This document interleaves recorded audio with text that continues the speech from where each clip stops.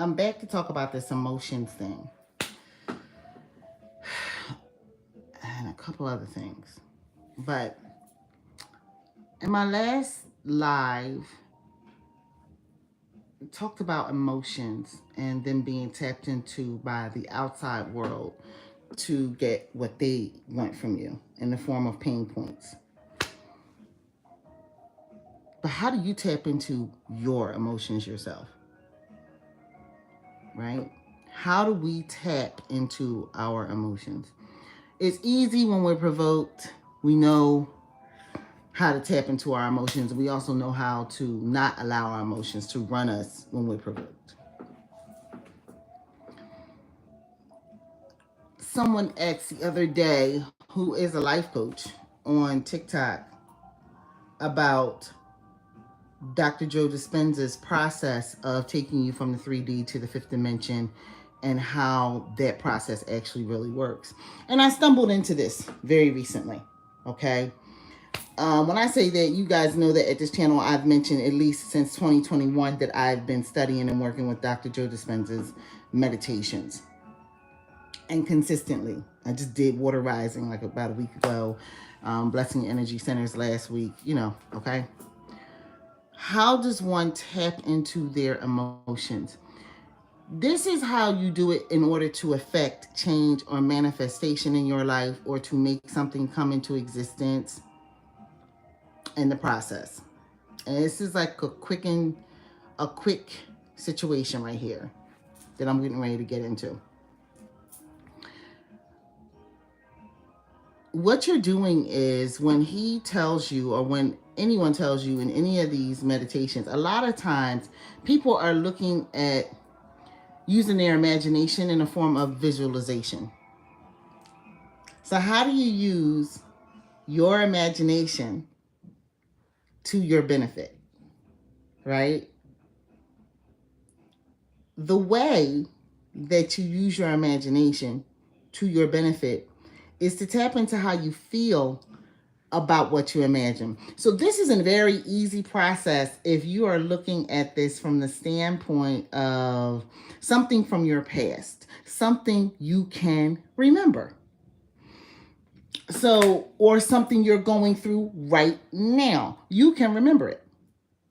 And because you can remember it, you understand how it feels. You literally just think on the situation, think on it, and before you know it, you're feeling something about it. That is what he tells you to do specifically at the end of Water Rising, that meditation, okay, which is based on the book Breaking the Habit of Being Yourself. And there are two-part meditations to that. There may even be a third, but I had two of them, okay? So what you're doing is you're not just, he literally says, how does it feel? He says it over and over and over again. And a lot of people are visualizing themselves in a situation. How do I know? Because I was doing it myself. And the visualization just kind of takes over. But how does it feel? Especially if it's something you're going through right now and it's stressing you the heck out. How does it feel? Right? How does it feel? It feels stressful. It feels like you don't have no answers. It feels like, how am I going to fix this? It can feel like dread. It can feel like indigestion. It can feel like acid reflux. It can. It really can. It can feel like sadness. It can feel like pain. But the point is to zone in on how what you're going through right now or something you went through in the past, how did it feel? How did it feel to be broken up with? How did it feel to have to break up with somebody? How did it feel? How did it feel to invite your entire family over and nobody showed? How did it feel? That feels away when you've prepared for the. How did that feel? Now, that's a 3D type situation because it's happening right now, or it has happened in the now and the past, if you will. I'm not gonna get into all the play on words right there, but I said what I said. It's happening right now in the past, or in the past right now. Now, you know how that felt. You can tap into how it feels because you're remembering it. It's palpable.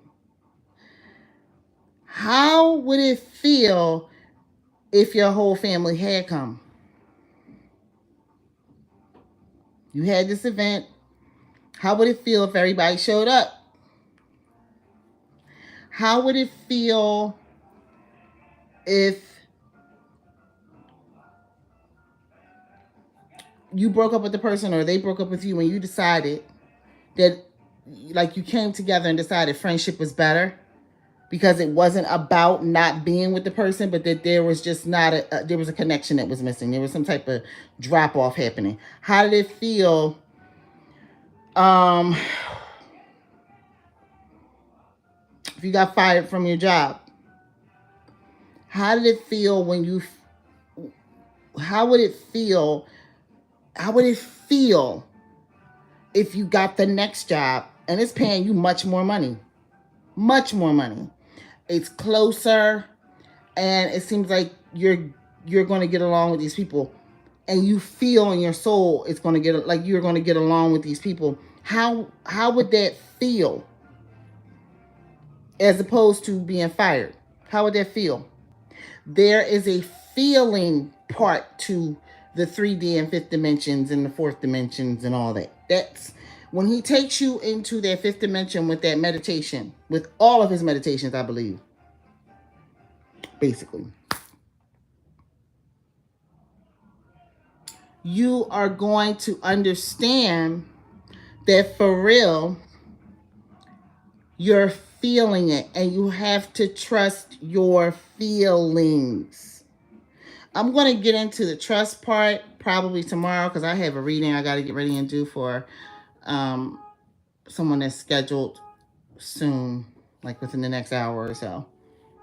I need to be ready for that. But the whole point is that you are feeling the sadness or whatever emotions you have, or you could have got fired and been super happy because it was lining up with your dreams, things that you had to do, and you wanted to, let's say you're in this country, you wanted to collect unemployment, right? You wanted to collect unemployment and go and do what you had to do. You had classes that you go take.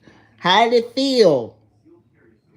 And then imagine how it felt to line, you know what I mean? To book those classes, to go where you had to get on the road, whatever it is you had to do, and you just kept going. How did it feel? It is not about visualization. Do not get caught up in seeing yourself behind a car. How did it feel to actually put your hands on the wheel? How does it feel to, if you're in that car, press the accelerator? How does it feel to, like, take for instance, I can tell you how it felt to drive a BMW. One of my family members had one. He just gotten it and let me drive it. And I didn't know I was going to be doing it. And, you know, even though I want that brand of car, at some point, maybe, you never know. But anyway, I got in the car and I remember how that felt.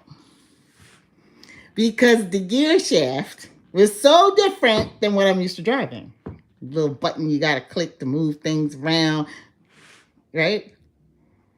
I'm telling you, I can feel that. I can still feel that gear shaft in my hand. I can feel the car. I can feel the ride. I can feel the smoothness as I accelerated and as I decelerated. Form of braking, right? I can feel that, right? How does it feel? And the whole point is, you know, that's a past thing. And so if I think about going to get my next car, how does that feel? Like, how does it feel to get in a car and smell the brand new fresh car smell? And not test drive it, just be like, you know, I'm moving around a little bit, but when I get off the lot, I'm driving this baby home because it's mine. Hell, your check, right? Your cashier's check. That's just how that's rocking. How does it feel? Not visualizing it. How does it feel? It is a totally different thing. And that is, I would say, probably what's holding up a lot of people from manifestation. Manifestations are about feeling. As a manifesting generator, human design checking in. Hello. We speak things into existence. That is our gift. We talk things into existence. But the generating part of it is to actually feel it. Because sometimes you don't know what you're speaking into existence. You just feeling something and you speak it, and then before you know it, that bad boy's in front of you.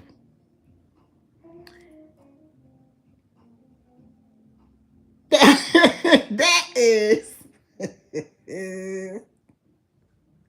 how do I do this? Yeah. Like, how do you how do you feel about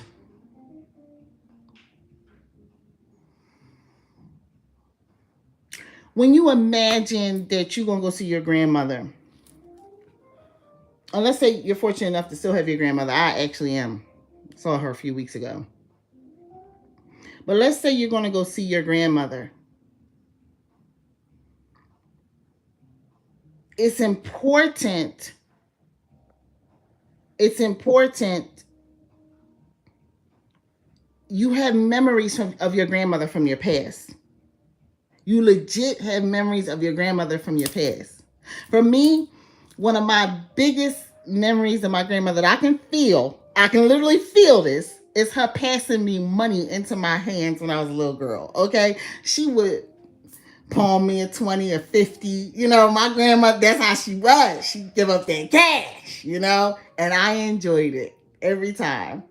And it was so funny. When I went to go see her recently, she was just like, here, baby. I was like, well, we don't turn money away.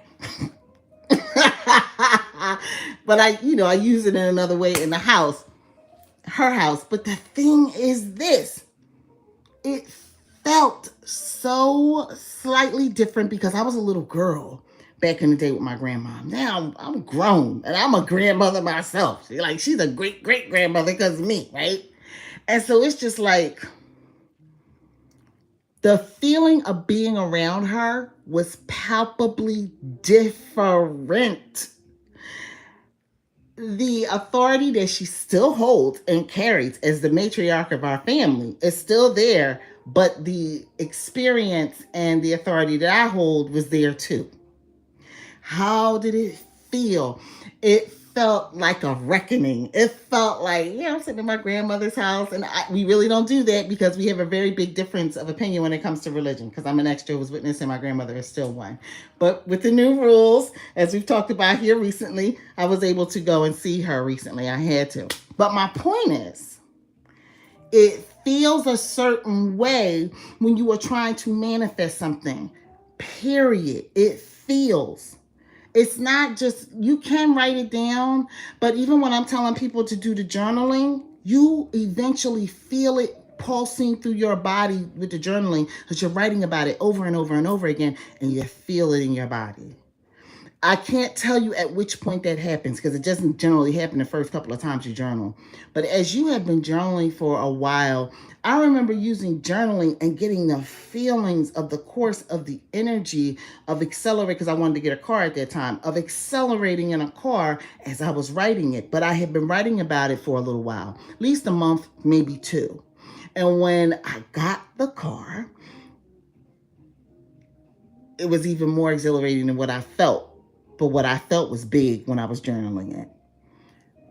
When you go into these empty spaces and you are creating something that is not there, you are in the fifth dimension. You are in a potential space. Hear me now. And nobody's saying this. Everybody's telling you to sit down, meditate, imagine, go into. But when you are creating something, this is part of, man, they dropping this on me fast. This is not even about me right now. They're saying this is a part of our makeup as human beings on this planet. When we go to imagine and create things, we are in the fifth dimension at that time. We are no longer dealing in the actual right now. Okay? Plain and simple. I don't know where that came from, but they wanted me to drop that in. It's important that you understand you live in a space that you already experienced because you imagined it first in the fifth dimension, but you tap into it so fast. We're in and out of it like nanoseconds. It doesn't take that long. And people are making it a little bit more complicated than it needs to be. There is another energy around me. Please be very clear. I'm so sorry, y'all. I don't generally do this, but that's what is happening now. It's important to understand that when you tap into your emotions, you are feeling something. And when you feel your emotions and what you're feeling is around something that's not in front of you, you are in the fifth dimension. Hello. That's what Dr. Joe Dispenza has been trying to teach everybody. I stumbled into this doing totally different work with a total different person who had nothing to do with YouTube, nothing like that. Maybe, but I've never seen him on here. Okay? Books. A lot of ebooks right now. I'm reading them and doing the work. I'm here to tell you, you are so magical and so big. You can create literally anything that you want in your life. And it's much easier than you know. I feel like a force. They're coming. There's going to be, I guess, a lot more of you here at some point because they got a lot to give. The point is to realize that you're wired to actually work in between the new dimensions, and you're also wired to move forward as things move forward on this planet. And you're not going to stay stuck. You're just not. Don't get caught up in the fear mongering and don't worry about everything. There's a lot going on, I know, in the world right now, but things are getting revealed that make you understand you are bigger than what you have been told in the past. And that stuff has been kept from us, and that's not fair. But there are a lot of us who are now speaking out and speaking up and saying because it's on our hearts and it's on us to say it. Again, we move back and forth between the third and the fifth dimension all the time. And you do it according to our feelings. It's not just visualization. You can't see it, but you got to feel it. And once you feel it, you're locked and loaded. Okay? You're getting ready to rock and roll. All right, everybody. I'll be back. I don't know when. Life is moving fast. I hope everybody's doing well. I know everybody's doing well because in the place that I feel, everybody should be doing well. Everybody have a great Friday, a great weekend. Peace.